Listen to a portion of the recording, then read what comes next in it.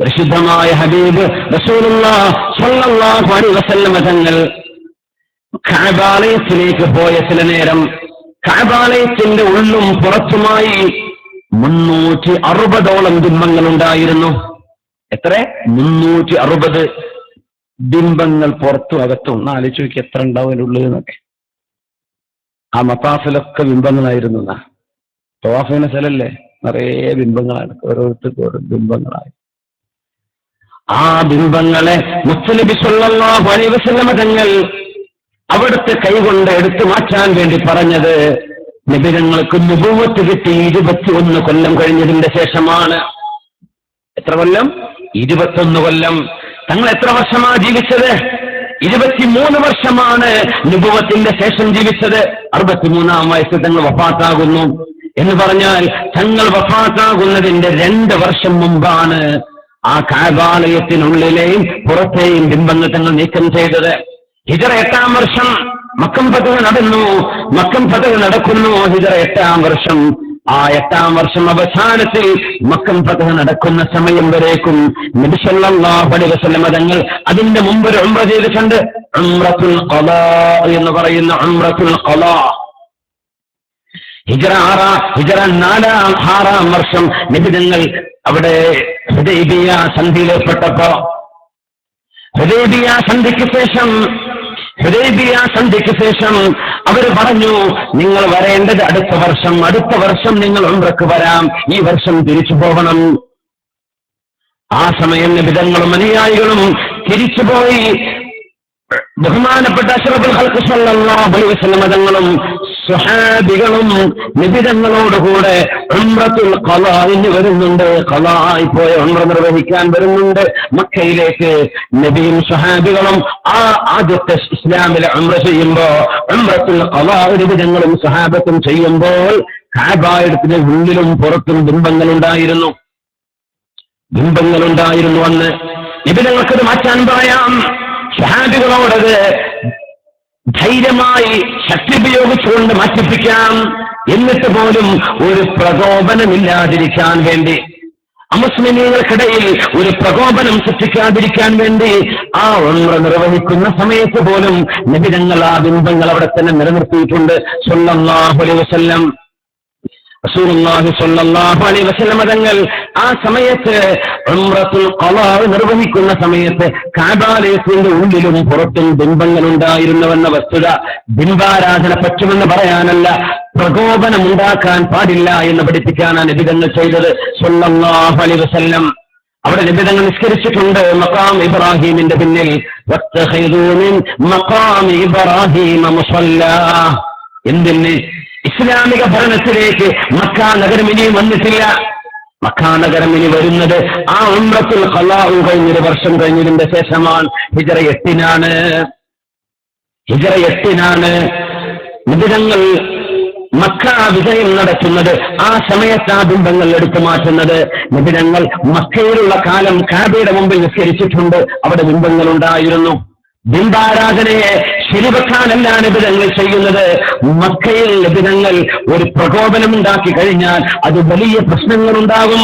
അത് ചെയ്യണ്ട എന്ന് സമരസപ്പെട്ടു പോവാൻ, സമാധാനത്തിൽ ജീവിക്കാൻ ഉമ്മത്തിനെ പഠിപ്പിക്കാനാണ്. ഇസ്ലാമിന് വിജയം കിട്ടുകയും മക്കക്കാരൊന്നാകെ ഇസ്ലാമിലേക്ക് വരികയും ചെയ്തപ്പോഴാണ് ജാഅൽ ഹഖ് വസഹഖൽ ബാതിൽ ഇന്നൽ ബാതില കാന സഹൂഖാ. എന്തിനാണ് ഈ ചെയ്യുന്ന നബിതങ്ങൾ സല്ലല്ലാഹു അലൈഹി വസല്ലം? മുൻഗണനകൾ എന്തൊക്കെയാണ്? ഔലവിയാത്തുകൾ എന്തൊക്കെയാണ്? നബിതങ്ങൾക്ക് അവിടെ മുൻഗണനയെ കുറിച്ച് ആലോചിക്കണം. ബിംബങ്ങൾ ഇവിടെ മാറ്റലാണോ? ഇബാദത്ത് ഇവിടെ സ്വഹീഹാക്കലാണോ? നബിതങ്ങളുടെ ഖിബ്ലയിൽ വരുന്ന ബിംബങ്ങളെ മാറ്റലാണോ ഉത്തമം? അതല്ല, സമൂഹത്തിൽ പ്രശ്നങ്ങളില്ലാതെ നിലനിർത്തലാണോ? നമ്മളൊന്ന് ആലോചിക്കുക. ഒരൊറ്റ കാര്യം സൂചിപ്പിക്കട്ടെ. നമ്മുടെ നാടുകളിലൊക്കെ നടക്കുന്നുണ്ട്. ചില പ്രദേശങ്ങളിൽ ഇവിടെ ഉണ്ടോന്ന് എനിക്കറിയില്ല. നമ്മൾ 5 നേരം പള്ളികളിൽ വാങ്ങിക്കൊടുക്കുന്നവരാ. അൽഹംദുലില്ലാഹ്. ആ പണി പോലും നിർത്താൻ കാരണമായേക്കുന്ന വിധത്തിൽ നമ്മുടെ നാടുകളിൽ പരിസരത്ത് അന്യമതവിശ്വാസികൾ താമസിക്കുമ്പോ നമ്മുടെ മൈക്കുകളിലൂടെ സ്വലാത്തോ ദിക്റുകളോ ഔറാദുകളോ റാത്തീബുകളോ നമ്മൾ പരിസരത്തുള്ളവർക്ക് ഉപദ്രവമാവുന്ന രീതിയിൽ പുറത്തുവിടുന്നത് ശ്രദ്ധിക്കണം. എന്തുകൊണ്ട്? മഹാനായ ഹൈദരലി ശിഹാബ് തങ്ങൾ അവர்கள் തന്നെ ആഹ്വാനം ചെയ്തു. നമ്മുടെ ഒരു പ്രദേശമല്ല ആലോചിക്കേണ്ടത്. തങ്ങളത് പറയുമ്പോ കണ്ണൂർ ജില്ലയിലും കാസർഗോഡ് ജില്ലയിലും തിരുവനന്തപുരത്തും പരിസര പ്രദേശങ്ങളിലുമൊക്കെ പ്രകോപനങ്ങൾ ഉണ്ടാകുന്ന എത്രയോ പ്രദേശങ്ങളുണ്ട്. നമ്മൾ ആലോചിക്കണം, മൈക്കിലൂടെ വിടുമ്പോഴേ ഞങ്ങളുടെ കൂടെ 4 ആൾ കൂടെയുണ്ടെന്ന് ചൊല്ലാനുണ്ടെന്ന് അറിയിച്ചു കൊടുക്കാനോ എന്തിനായി ചെയ്യുന്നത്? ദിക്റ് ചൊല്ലുന്ന ആളുകൾക്ക് വരാനുള്ള വഴിയും സമയവും കൃത്യമായി അറിയിച്ചു കൊടുത്താൽ അവിടെ വന്ന് പള്ളിക്കുള്ളിലോ മദ്രസക്കുള്ളിലോ നടക്കേണ്ട സംഗതി നമ്മൾ പള്ളി മുനാരത്തിലൂടെ ഉറക്ക ബാങ്ക് വിളിക്കുന്ന പോലെ പുറത്തേക്കുള്ള മൈക്കയിൽ നമ്മൾ ഈ സംഗതികളൊക്കെ വിടുമ്പോ ഒന്ന് ആലോചിക്കണം, ഏതെങ്കിലും ഒരാൾ നിർത്തിക്കൂടെ എന്ന് പറഞ്ഞാൽ അവിടെ വർഗീയതയായി, അല്ലേ? ആരെങ്കിലും എതിർത്താൽ നമ്മൾ പ്രകോപിതരായി പ്രവർത്തിക്കലായി. മുത്തനിബിതങ്ങൾക്ക് അറിയാത്തത് കൊണ്ടോ? നിബിധങ്ങൾ കഅബാലയത്തിന്റെ ബിംബങ്ങൾ ഹിജ്റയുടെ 8ാമത്തെ വർഷം വരെ കാത്തിരിക്കുന്ന എന്തിനാ? പ്രകോപനങ്ങളില്ലാതിരിക്കാൻ. ശരിക്ക് ശ്രദ്ധിക്കുക, മനസ്സിലാക്കി പ്രവർത്തിക്കുക. ആരും ഭാരമാവരുത്, ആരും ആരെയും ബുദ്ധിമുട്ടാക്കരുത്.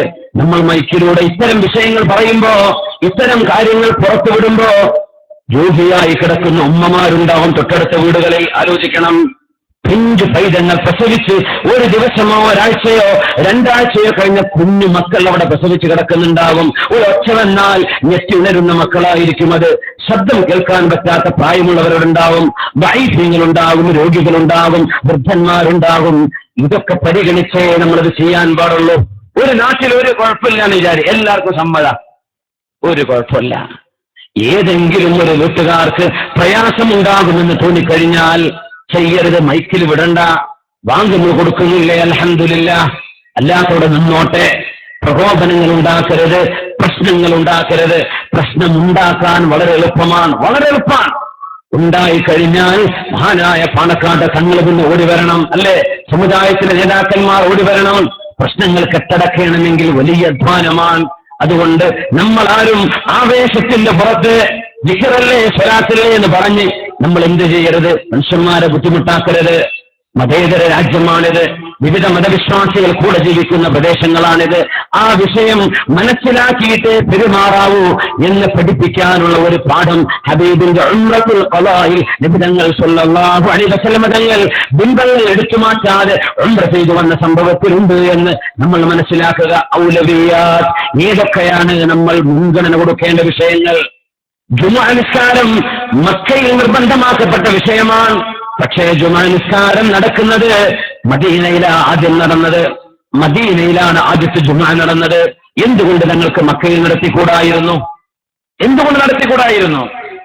മക്കയിൽ നടത്താത്തതിന്റെ കാരണം നമ്മുടെ ഫുഖഹാ, നമ്മുടെ ഉലമാ പഠിപ്പിച്ചത് മക്കയിൽ നബിതങ്ങളെങ്ങാനും 40 സ്വഹാബിമാരെയോ അവിടെയുള്ള സ്വഹാബിമാരെയോ കൂട്ടിയിട്ട് ഒരു ജുമുഅ നിർവഹിച്ചു കഴിഞ്ഞാൽ അതവിടെ പ്രശ്നത്തിന് കാരണമാകും, അവിടെ സംഘർഷങ്ങൾ ഉണ്ടാകും. അതുകൊണ്ടാണ് മദീനയിൽ മഹാനായ സ്വഹാബി അസ്അദ് ഇബ്നു ദുറാറ റളിയല്ലാഹു അൻഹുവിന്റെ നേതൃത്വത്തിലാണ് ആദ്യത്തെ ജുമുഅ. നബി മദീനയിലേക്ക് വരുന്നതിന്റെ മുമ്പ്, നബി തങ്ങൾ മക്കയിൽ തന്നെ ആയിരിക്കെ തന്നെ മദീനയിലേക്ക് വരുന്നതിന്റെ മുമ്പ് അസ്അദ് ഇബ്നു ദുറാറ റളിയല്ലാഹു അൻഹുവാണ് മദീനയിൽ ആദ്യത്തെ ജുമുഅ നിർവഹിച്ചത്. നബി തങ്ങൾ വരുന്നതിന്റെ മുമ്പ്. മക്കയിൽ പറ്റില്ല. എന്തുകൊണ്ട് പറ്റില്ല? മക്കയിലെ ഭൂരിപക്ഷം ആരാ? അമുസ്ലിമീങ്ങളാണ്. മക്കയിലെ മുസ്ലിമീങ്ങൾ ദുർബലരാണ്. അതുകൊണ്ട് വിഷയം സന്ദർഭം മനസ്സിലാക്കിയിട്ടേ പറയാൻ പറ്റൂ. ഇവിടെ ജിഹാദിന്റെ ആയത്തുകളോട് ധർമ്മസമരം ചെയ്യണമെന്ന് പറഞ്ഞ് ചെറുപ്പക്കാരെ വർഗീയമായി ഇളക്കിവിടുന്ന ആളുകൾ ഈ സാഹചര്യങ്ങൾ പഠിക്കണം. ജിഹാദ് പുണ്യം തന്നെയാണ്, ജിഹാദിന്റെ കൂലി ഭയങ്കരം തന്നെയാണ്.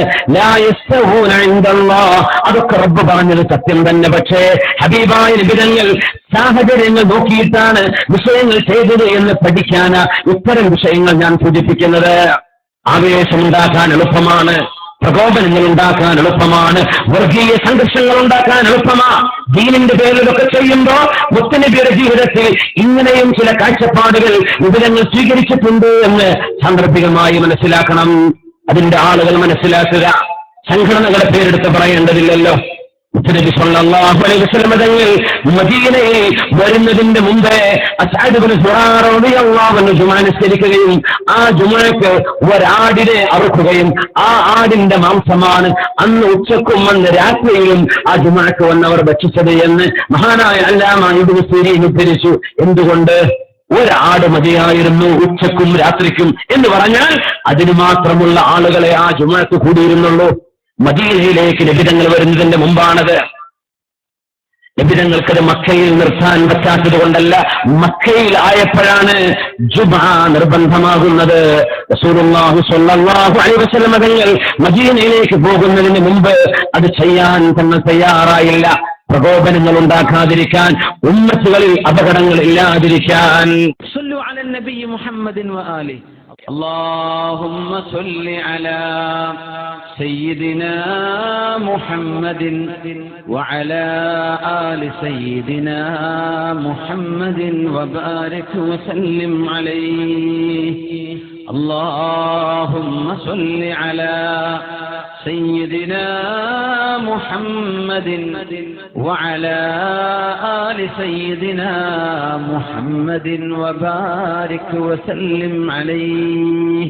ഒരുപാട് സ്വലാത്ത് നമ്മുടെ ഹബീബിന്റെ ഹളറത്തിലേക്ക് എത്തും. അള്ളാഹു എത്തിച്ചു കൊടുക്കട്ടെ, അവിടുത്തെ അള്ളാഹു സന്തോഷിപ്പിക്കട്ടെ.